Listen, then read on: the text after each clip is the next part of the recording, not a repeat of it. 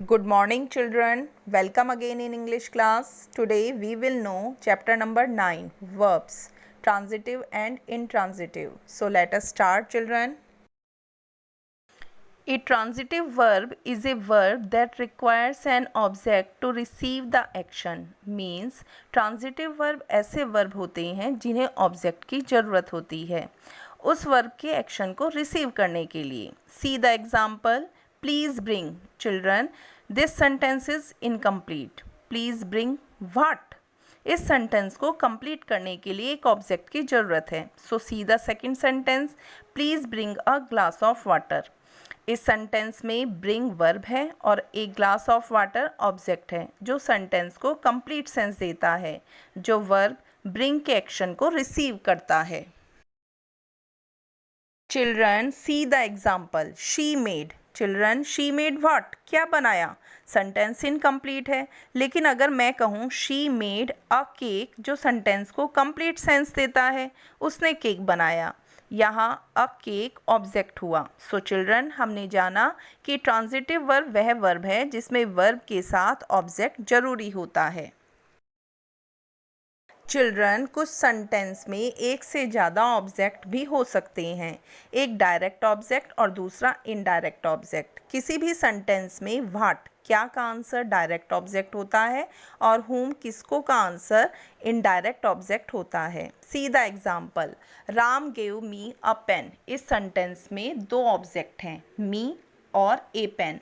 लेकिन हम कैसे पता करेंगे कि कौन सा डायरेक्ट ऑब्जेक्ट है और कौन सा indirect object? Ram gave what? Ram ने दिया. क्या दिया? राम गेव मी. राम ने मुझे दिया. क्या दिया? दोनों का ही क्वेश्चन क्या से शुरू होता है. इन दोनों सेंटेंस में व्हाट यानी क्या का आंसर पेन हुआ. मीन्स राम ने मुझे क्या दिया? आंसर हुआ पेन. तो पेन डायरेक्ट ऑब्जेक्ट हुआ. और किसको दिया आंसर? मुझे, मी.